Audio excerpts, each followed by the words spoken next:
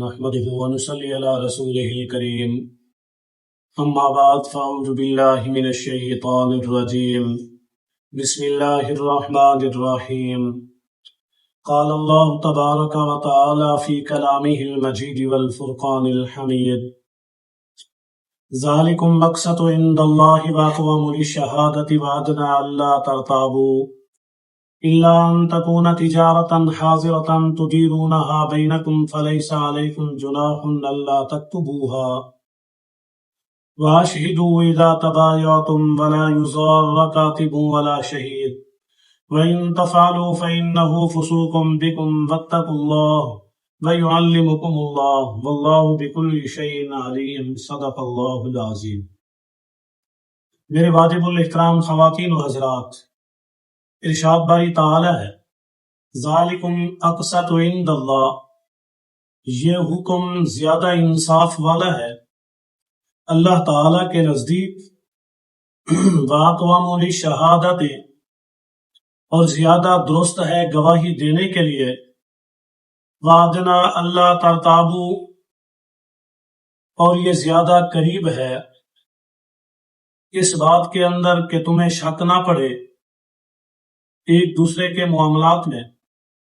الا ان تکونا، مگر یہ تجارتاً حاضرتاً تدیرونہا بینکم، کہ تم تجارت کر رہے ہو ایک دوسرے کے ساتھ آمنے سامنے، فلیس علیکم، پھر تم پر جناح، کوئی حرج نہیں، اللہ تکتبوہا، کہ اس بات کو نہ لکھے۔ اس آیت کے اندر اللہ رب العالمین فرما رہے ہیں کہ یہ لکھنے والا حکم یہ اللہ تعالیٰ کے ہاں زیادہ انصاف والا ہے، زیادہ بہتر ہے، مسائل سے بچنے کے لیے، لڑائی اور جھگڑوں سے بچنے کے لیے اس سے بہتر اور کوئی طریقہ نہیں ہے، اور گواہی کے لیے بھی یہ بات زیادہ درست ہے کہ جو کچھ ہم نے تمہیں بتا دیا اسی کے اندر ہی تمہارا فائدہ ہے، اسی کے اندر تمہاری بھلائی ہے، وعدنا اللہ ترتابو، اور قریب ہے جب تم ایک دوسرے کے ساتھ لین دین کرتے ہو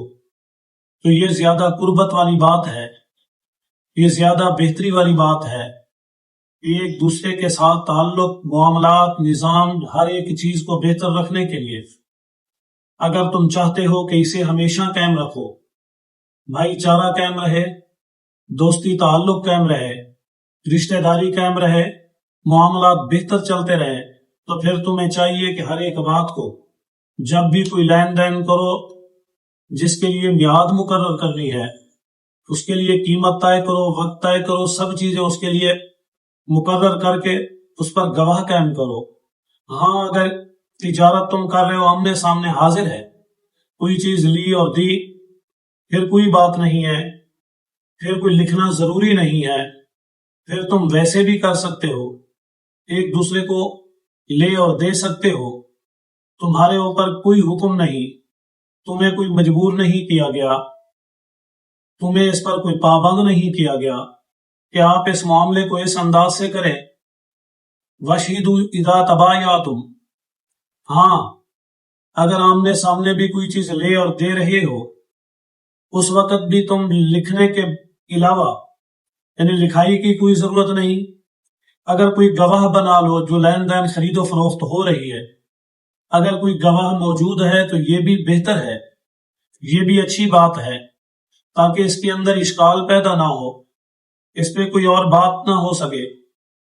کل یہ نہ ہو سکے کہ ہم بھول گئے، تم بھول گئے۔ بہتر یہ ہے کہ گواہ بنا لو، وَلَا يُضَارَّ كَاتِبٌ وَلَا شَهِيدٌ، لیکن یاد رکھو تم نے لکھنے والے کو بھی اور گواہ کو بھی تکلیف نہیں پہنچانی کہ ہر وقت انہیں لٹکائے رکھو، ہر وقت ہی انہیں بلائے رکھو، ہر وقت ہی انہیں اسی کام کے اندر ذلیل و خوار کرو کہ آ جاؤ بھائی، تمہارے جھگڑے معاملات ہی ختم نہ ہو اور ان کو لٹکائے پھرتے رہو۔ فرمایا ایسا نہ کرو، بلکہ بر وقت جہاں کہیں اہم بیٹھک ہے، کوئی عدالت ہے، کوئی فیصلہ ہے، تب انہیں ضامت دیں، تب انہیں بلائیں، یہ نہیں کہ ہر چھوٹے بڑی بات میں انہیں وہاں پر موجود کرتے رہیں، انہیں بلاتے رہیں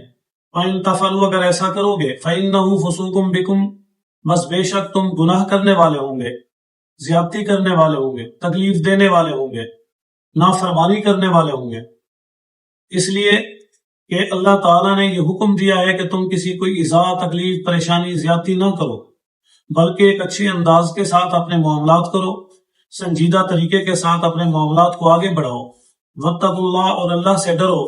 ویعلمکم اللہ اور جو کچھ اللہ نے تمہیں سکھایا ہے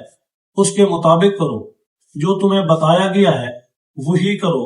واللہ بکل شیء علیم اللہ تعالیٰ ہر چیز کو جاننے والے ہیں، اللہ تعالیٰ ہر چیز سے باخبر۔